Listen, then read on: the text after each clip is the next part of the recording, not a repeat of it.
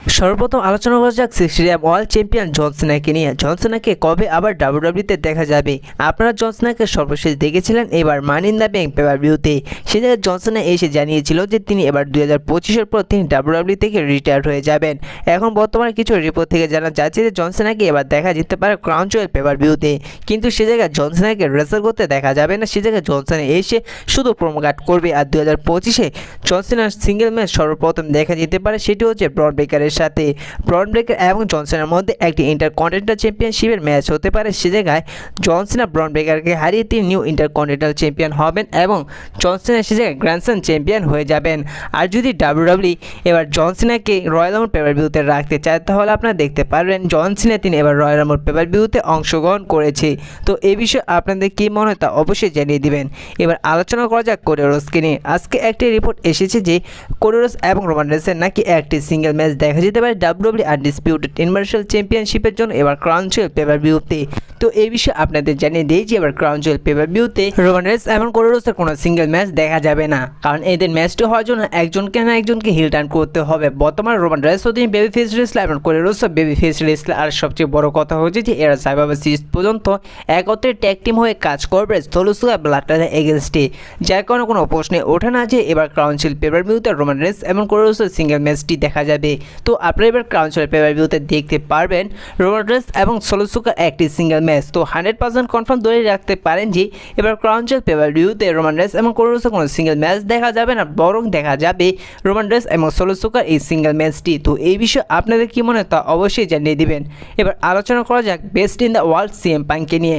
তো একটি রিপোর্ট বর্তমানে সামনে এসেছে যে এবার ডাব্লিউডাব্লিউ ব্যাড ব্লাড পেপার ভিউর জন্য কোনো প্ল্যানিং ছিল না সিএম পাঙ্ক এবং ড্রু ম্যাকইন্টায়ারের এই সিঙ্গেল ম্যাচটি অনুষ্ঠিত করার। ডাব্লিউডাব্লিউ আসল প্ল্যান ছিল যে এবার ব্যাড ব্লাড পেপার ভিউতে সিএম পাঙ্ক এবং গুন্থারের একটি সিঙ্গেল ম্যাচ অনুষ্ঠিত করার ওয়ার্ল্ড হেভিওয়েট চ্যাম্পিয়নশিপের জন্য, কিন্তু পরবর্তীতে ডাব্লিউডাব্লিউ এই প্ল্যানটি চেঞ্জ করে এবার ডাব্লিউডাব্লিউ অফিসিয়ালিভাবে কনফার্ম করে এবার ব্যাড ব্লাড পেপার ভিউর জন্য সিএম পাঙ্ক এবং ড্রু ম্যাকইন্টায়ারের ম্যাচটি এবং এদের ম্যাচটি হবে স্টিল কেস ম্যাচ। আর এবার আলোচনা করা যাক হলিউড সুপারস্টার দ্য রককে নিয়ে। এবার রককে কবে ডাব্লিউডাব্লিউতে দেখা যেতে পারে? দেখুন, এই বিষয় নিয়ে কোনো অফিসিয়ালভাবে রিপোর্ট পাওয়া যায়নি, কিন্তু স্টোরিলাইন দেখে যতটুকু মনে হচ্ছে যে এবার রক তিনি রিটার্ন আসতে পারেন ক্রাউন জুয়েল পেপার ভিউতে, আর নয়তো সাইবাবার সিরিজ পেপার ভিউর আগে, আর নয়তো সাইবাবার সিরিজ পেপার ভিউতে। এই কয়টির মধ্যে আপনারা 100% কনফার্ম ধরে নিতে পারেন যে হলিউড সুপারস্টার দ্য রককে রিটার্ন করতে দেখা যাবে। আর আরেকটি বিষয় জানিয়ে দেয় যে রক তিনি যখন রিটার্ন আসবে তিনি রিটার্ন এসে সাধারণত সোলোসুকারই পক্ষ নেবে, কারণ বর্তমানে আপনাদের যেমনটা জানিয়েছিলাম যে সোলোসুকা বর্তমানে ট্রাইবাল চিফ, যার কারণে রক তিনি এবার ডাব্লিউডাব্লিউতে রিটার্ন এসে সোলোসুকারের সাথেই যুক্ত হবেন এবং সোলোসুকাকে রক এসে অ্যাকনোলেজ করবেন, কারণ বর্তমানে সোলোসুকা হচ্ছে ট্রাইবাল চিফ। এমনকি রক এসে রোমান রেন্সকেও বলবে যে সোলোসুকাকে অ্যাকনোলেজ করতে, এবং সেই জায়গায় আপনারা যেমনটা জানেন যে মোটো রোমান রেন্স সোলোসুকাকে অ্যাকনোলেজ করবে না। তারপর দেখা যাবে যে রোমান রেন্সের এগেনস্টে চলে যাবে হলিউড সুপারস্টার দ্য রক। পরবর্তীতে এই জায়গা থেকে হয়তো রোমান রেন্স এবং রকের স্টোরিলাইন দেখা যেতে পারে। এবার আলোচনা করা যাক জিমি ওসোকে নিয়ে। আসলে ডাব্লিউডাব্লিউ জিমি ওসোকে কবে রিটার্ন করাবে? দেখুন, বর্তমানে কি একের পর এক রিপোর্ট আসে যে জিমি ওসো স্ম্যাকডাউনে রিটার্ন আসতে পারে, জিমি ওসো রিটার্ন আসতে পারে রোমান রেন্সের সাথে, কিন্তু তেমনটা বর্তমানে দেখা যাচ্ছে না। কিন্তু এবার আপডেট আসছে যে জিমি ওসো এবার ব্যাড ব্লাড পেপার ভিউতে রিটার্ন আসতে পারে, কিন্তু আপনাদের জানিয়ে দিই যে এবার ব্যাড ব্লাড পেপার ভিউতে অনেকটাই কম সম্ভাবনা রয়েছে যে জিমি ওসো তিনি রিটার্ন আসতে পারে। কিন্তু আপনাদের একটি বিষয় 100% কনফার্ম ধরিয়ে দিতে পারি যে এবার যদি জিমি ওসো ব্যাড ব্লাড পেপার ভিউতে রিটার্ন না আসে, তাহলে আপনারা 100% কনফার্ম ধরে নিতে পারেন যে ব্যাড ব্লাড পেপার ভিউর পর যে প্রথম স্ম্যাকডাউন হতে যাচ্ছে সে জায়গায় জিমি ওসোকে আপনারা 100% কনফার্ম দেখতে পারবেন। তো এবার আলোচনা করা যাক পল হেইম্যানকে নিয়ে।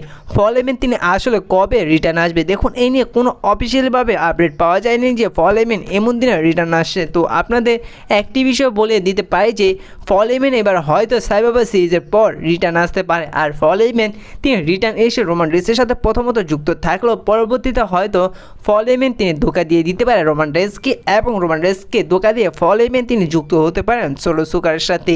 তো এই বিষয়ে আপনাদের কি মনে হয় তা অবশ্যই কমেন্ট করে জানিয়ে দিবেন। এবার আলোচনা করা যাক কোডি রোডসকে নিয়ে। কোডি রোডস তার টাইটেলটি এবার কার কাছে হারবে? আপনারা এবার যেমনটা দেখেছিলেন যে দ্বিতীয়বারের মতন আবার রেসলম্যানিয়া 40 রোমান রেন্স এবং কোডি রোডসের ম্যাচটি হয়েছিল, সে জায়গায় কোডি রোডস তিনি রোমান রেন্সকে হারিয়ে সাকসেসফুলভাবে তিনি নিউ তিনিও আনডিসপিউটেড ইউনিভার্সাল চ্যাম্পিয়ন হয়েছেন।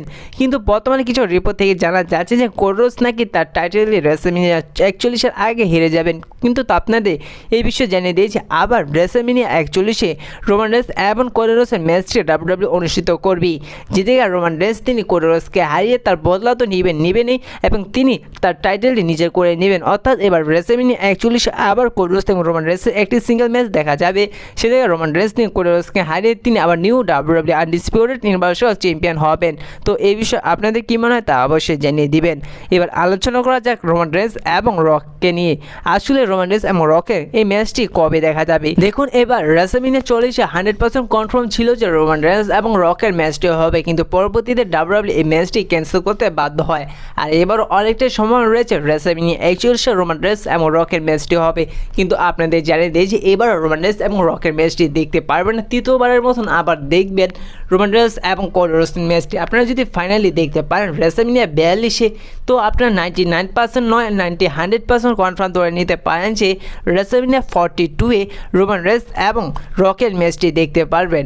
আর এই বিষয়ে আপনাদের কী মনে হয় তা অবশ্যই জানিয়ে দিবেন। এবার আলোচনা করা যাক ডিন অ্যামব্রোসকে নিয়ে অর্থাৎ জন মক্সলেকে নিয়ে। বর্তমানে আপনারা যেমনটা দেখছেন যে অনেক রেসলিং ইউটিউব চ্যানেল তারা বলছে যে এবার ডিন অ্যামব্রোস তিনি ডাব্লিউডাব্লিউতে রিটার্ন আসবে AEW থেকে এবং ডিন অ্যামব্রোস রিটার্ন এসে যুক্ত হবেন রোমান রেন্সের সাথে এবং রোমান রেন্স এবং ডিন অ্যামব্রোস মিলে সোলো সুগার ব্লাড লাইন মেম্বারগুলোকে বাজেভাবে আক্রমণ করবে। তো এই বিষয়ে আপনাদের জানিয়ে দিই যে সম্পূর্ণ ফেক নিউজ, এই বিষয়ে আপনারা কান দিবেন না, কারণ AEW যতদিন রয়েছে ততদিন ডিন অ্যামব্রোস তিনি AEWর সাথে থাকবেন।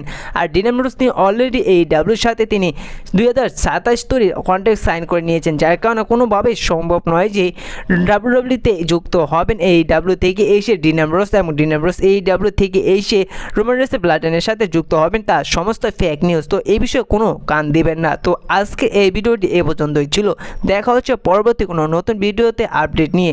আর এই ছোট রেসলিং চ্যানেলটি সাবস্ক্রাইব করে দিবেন। আর ভিডিওটি যদি ভালো লাগে অবশ্যই একটি লাইক করে দিবেন। ধন্যবাদ।